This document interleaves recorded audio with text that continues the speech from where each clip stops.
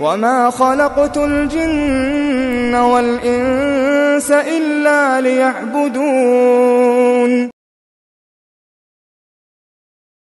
بسم الله الرحمن الرحيم. الحمد لله رب العالمين، والصلاة والسلام على نبينا محمد وعلى آله وصحبه أجمعين. عن أبي أمامة الباهلي رضي الله عنه قال: سمعت النبي صلى الله عليه وسلم يقول: بينما أنا نائم أتاني رجلان فأخذا بضبعي فأتيا بي جبلا وعرا. Abu Umama radhiyallahu anhu айтат: мен пайғамбар саллаллаху алейхи уассаламдың айтып жатқандығын ұқтым дейді. Пайғамбарымыз айтат: мен ұқтап жатқан кезімде екі адам келді дейді. Екі адамдан мақсат, ғалымдар айтқандай, адам сүретіндегі екі періште.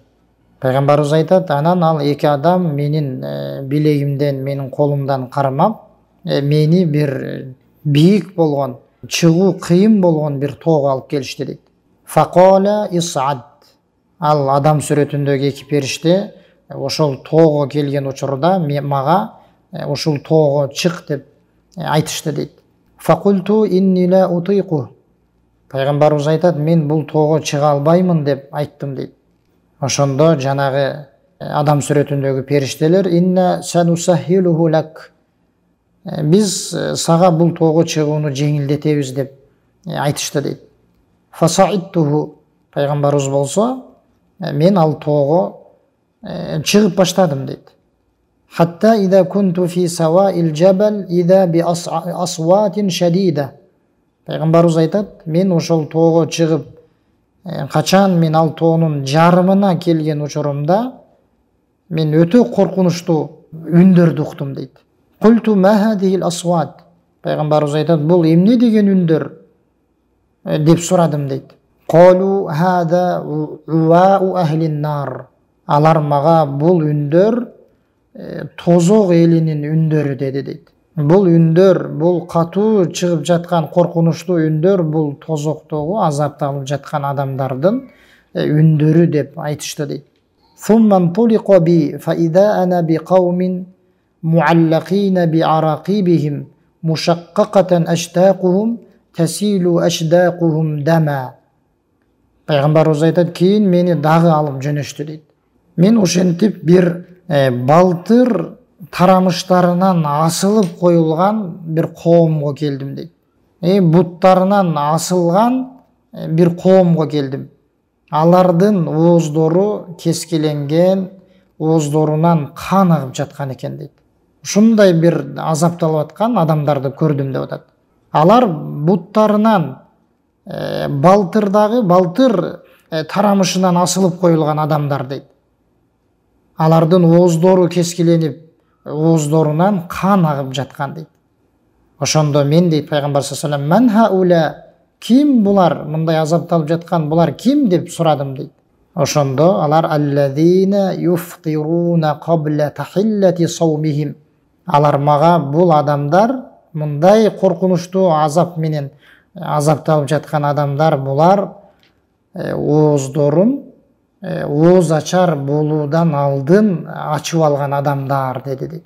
Орозо қармайды, бирок оз ачар болудан алдын атайлап оздорун ачып алған адамдар деп айтышты дейді. Бұл хадисти Ибн Хузайма рахимахулла жана Ибн Хиббан рахимахулла өздерінің сахихтерінде алып келишкен.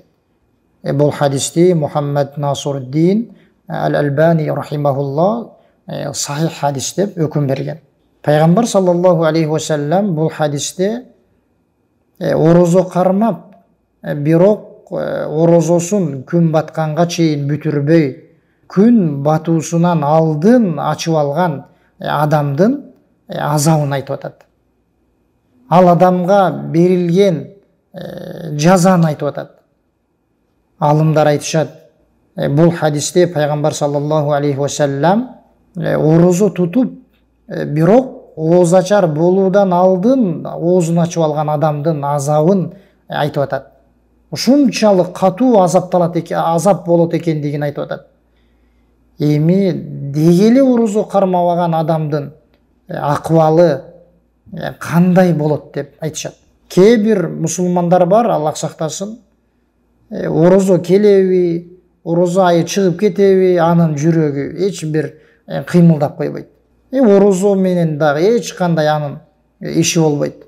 Айтканыбыздай, алымдар бул хадисте пайгамбар саллаллаху алейхи вассалам буттарынан асылган, ооздору ушунчалык ооздарынан кан агып азапталып аткан адамдарды көрдүм деп атат. Булар ошол оозун ооз ачар болуудан алдын ачып алган адамдар деп айтышты деп атат. Эми дегеле орозо кармабаган адамдын абалы кандай, анын азабы кандай болот деп алымдар айтышат. Имам Захаби рахимахулла себепсиз оорулуу болбой туруп, себепсиз орозону кармабаган адамдын өкүмүн баяндап айтат. Кимде ким Рамазан айынын орозосун оорусуз эле, эч бир себепсиз эле дегенде шарияттагы себеп болуп эсептелбеген себептен орозо кармабаса, бул адамдын өкүмү же болбосо бул адам зынакор адамдан дагы жаман адам деп. Бул адамдын өкүмү зына кылып жүргөн адамдан дагы коркунучтуу деген. Жана ошондой эле бул адамдын өкүмү ичимдикке берилип, арак ичүүгө берилип кеткен адамдан дагы жаман деп, коркунучтуу деп айткан. Аллах сактасын. Мусулман адам өзүнүн дининдеги парыз болгон ибадаттардын ордун билүү керек. Ал ибадаттарды аткарууга шашуу керек. Аллах субханаху ва таала бул орозонун, Рамазан айдын орозосун тутууну парыз кылган. Өзүнүн сөзүндө Куранда. Пайгамбар саллаллаху алейхи вассалам дагы хадистеринде парыз экендигин баяндаган. Исламдын 5 түркүгүнүн бири экендигин баяндаган. Бул орозо, Рамазан айынын орозосу бул нафил, сүннөт болгон орозо эмес бир тууган. Ошондуктан орозого жеңил карап, кош көңүл мамиле жасап, кармабай жүргөн адамдар тообо кылуу керек. Аллах субханаху ва таалага истигфар айтып, орозосун кармап баштоо керек.